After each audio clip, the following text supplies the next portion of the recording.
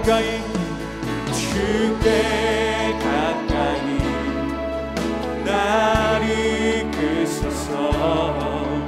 온전히 주님만을 원합니다. 채워주소서. 주의 사랑은 신선한 찬양 드릴 수 있도록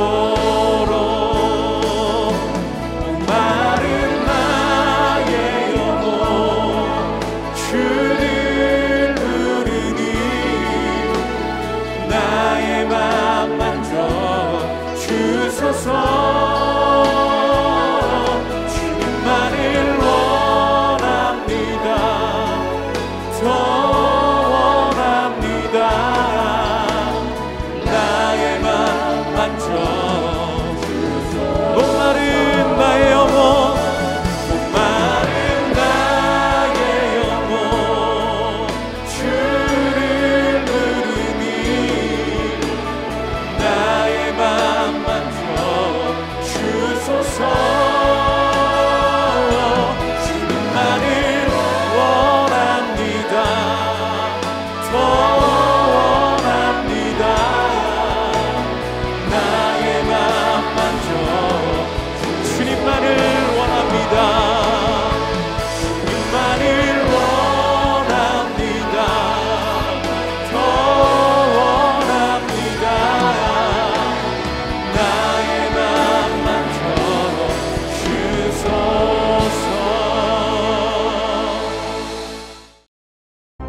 선지자의 무리 중 한 사람이 여호와의 말씀을 그의 친구에게 이르되 너는 나를 치라. 하였더니 그 사람이 치기를 싫어하는지라. 그가 그 사람에게 이르되 내가 여호와의 말씀을 듣지 아니하였으니 내가 나를 떠나갈 때 사자가 너를 죽이리라. 그 사람이 그의 곁을 떠나가더니 사자가 그를 만나 죽였더라. 그가 또 다른 사람을 만나 이르되 너는 나를 치라. 그 사람이 그를 치되 상하도록 친지라. 선지자가 가서 수건으로 자기의 눈을 가리어 변장하고 길가에서 왕을 기다리다가 왕이 지나갈 때 그가 소리질러 왕을 불러 이르되 종이 전장 가운데 나갔더니 한 사람이 돌이켜 어떤 사람을 끌고 내게로 와서 말하기를 이 사람을 지키라. 만일 그를 잃어버리면 내 생명으로 그의 생명을 대신하거나 그렇지 아니하면 내가 은 한 달란트를 내어야 하리라 하였거늘 종이 이리저리 이를 볼 동안에 그가 없어졌나이다. 이스라엘 왕이 그에게 이르되 내가 스스로 결정하였으니 그대로 당하여야 하리라. 그가 급히 자기의 눈을 가린 수건을 벗으니 이스라엘 왕이 그는 선지자 중에 한 사람인 줄을 알아본지라. 그가 왕께 아뢰되 여호와의 말씀이 내가 멸하기로 작정한 사람을 내 손으로 놓았은즉 내 목숨은 그의 목숨을 대신하고 내 백성은 그의 백성을 대신하리라 하셨나이다. 이스라엘 왕이 근심하고 답답하여 그의 왕궁으로 돌아가려고 사마리아에 이르니라.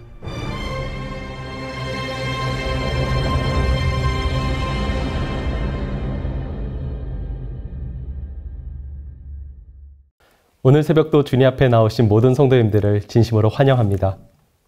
요즘 시대는 절대적인 기준이 모호한 시대라고 말합니다.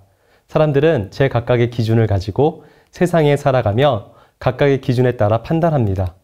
그러나 이러한 모습이 사실 오늘만의 이야기는 아닙니다. 아담이 죄를 범한 이후로 사람들은 계속해서 좋고 나쁨, 옳고 그름의 기준을 자기 자신으로 삼으려는 습성을 가지고 살아왔기 때문이죠. 자신의 입장에서 보기에 옳거나 유익하면 좋은 것이고 손해면 나쁜 것이라고 판단합니다. 지금도 그렇지만 소위 대세를 따르는 태도를 갖기도 하죠. 많은 사람들이 옳다고 말하면 옳은 것이라는 태도입니다.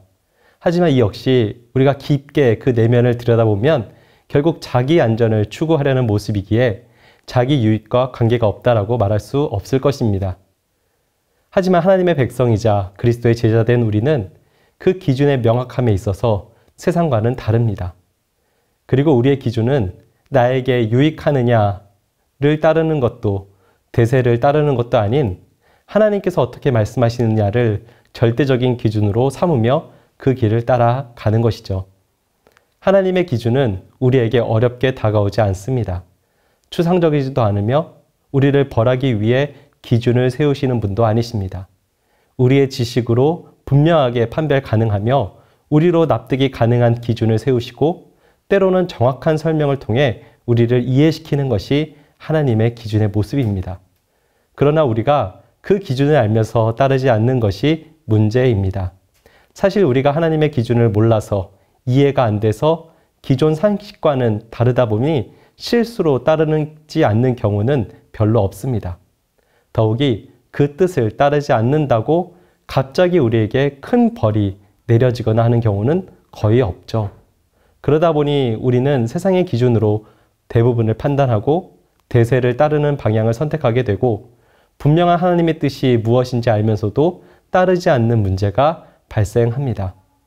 오늘 본문의 말씀은 이러한 우리 그리스도인들에게 주시는 하나님의 경고와도 같은 말씀입니다. 이스라엘 왕 라합은 앞서 하나님의 전적인 능력으로 의해서 아람 왕 벤하닷과의 전쟁에서 승리했습니다. 하지만 그는 하나님께서 왜 이와 같은 승리를 주셨는가에 대해서 별로 관심을 가지지 않는 모습을 보여줍니다. 그렇기에 그에게는 하나님을 향한 순종이 없었고 오직 자신의 나라의 유익을 위해 벤하닷과 조약을 맺고 그를 풀어주는 모습을 보여줍니다. 그러자 하나님께서는 아합 왕의 선택에 대해서 오늘 선지자를 통해서 말씀하시는 것이 오늘 본문의 전체적인 내용이 됩니다. 그런데 이 선지자가 아합 왕에게 가기 전에 너무나도 지금 우리에게 이해하기 힘든 내용들이 생겨납니다. 35절과 36절의 내용인데요. 그 내용을 요약하면 선지자의 무리 중 한 사람이 그의 친구에게 자신을 칠 것을 말합니다.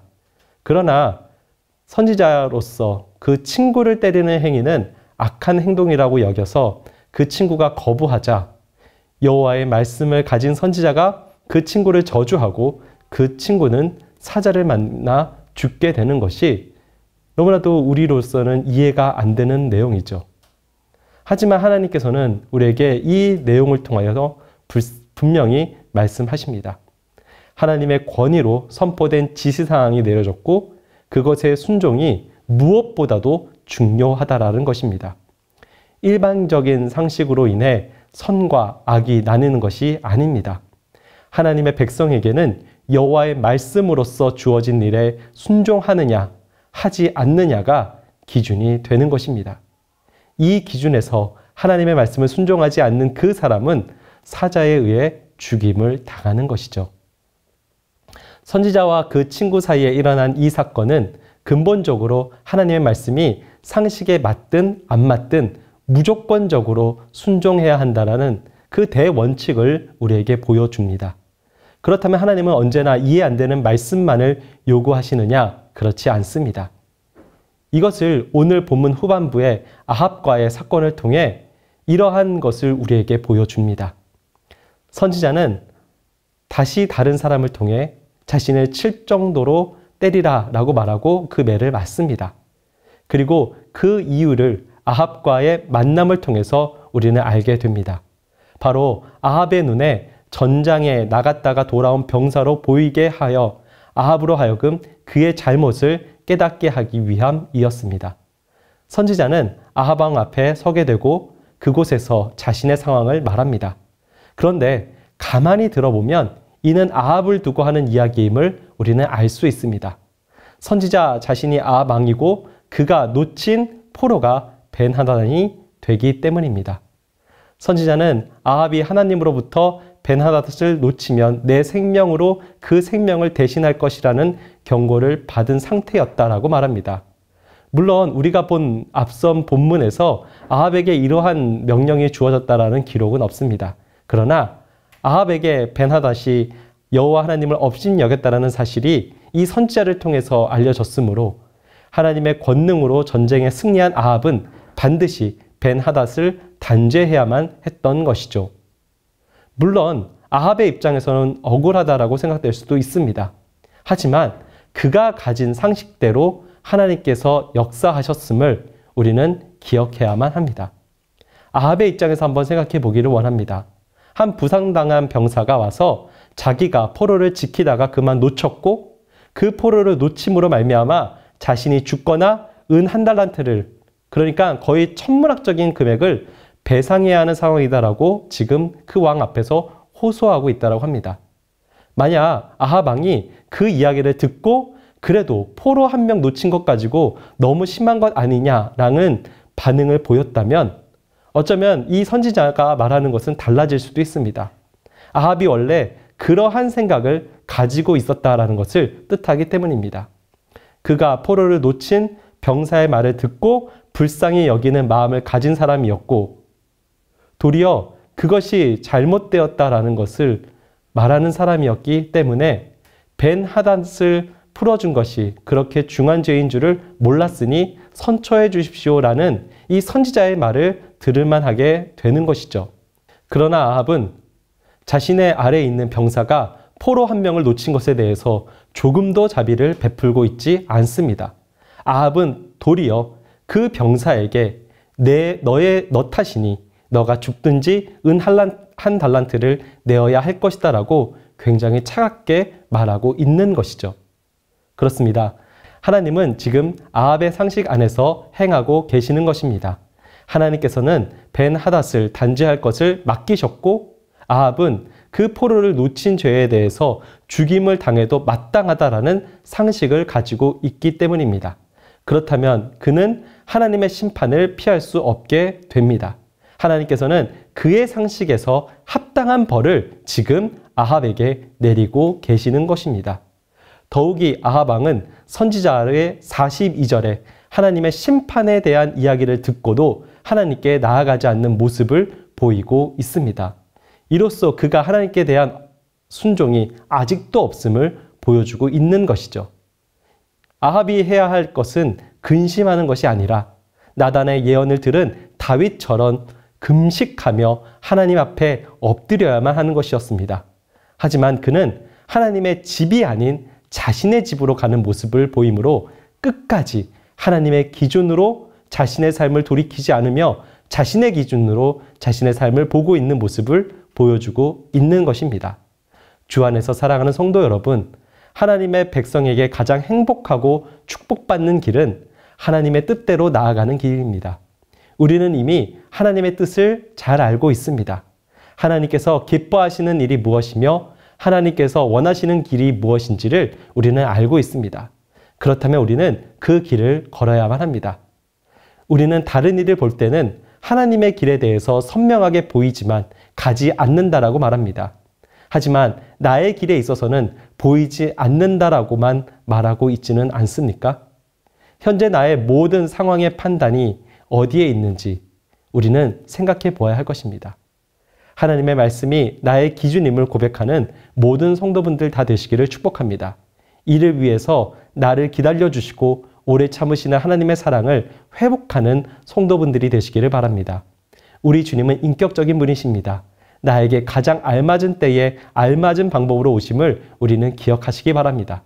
그런 주님께서는 가장 좋은 것을 우리에게 주시기를 원하시며 가장 좋은 삶을 우리가 살아가기를 바라십니다.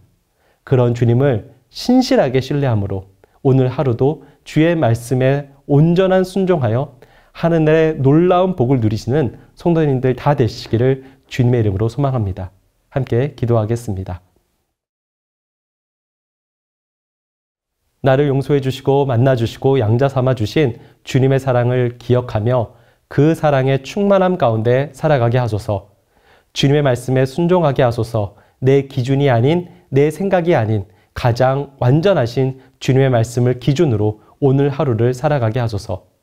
주님께 감사하는 삶을 살게 하소서. 언제나 나를 가장 잘 아시는 분께서 나와 동행하신다는 사실에 감사하게 하소서. 이어서 행복축제를 위해 함께 기도하겠습니다.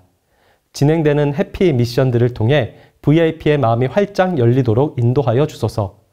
작정하고 기도한 모든 VIP들이 이번 행복축제를 통해 우리의 영원한 생명이요 소망 되시는 예수님을 만나게 하시고 더 사랑의 교회의 한 가족이 되는 기쁨을 누리게 하소서. 행복축제 게스트 경성고락부와 헤리티지 매스콰이어의 공연과 찬양을 통해 VIP의 마음을 옥토밭으로 만들어 주시고 행복축제 강사로 세우신 이인호 목사님과 박정근 목사님, 박성규 목사님에게 성령의 능력을 덧입혀 주셔서 우리 VIP에게 온전한 복음을 선포하게 하소서.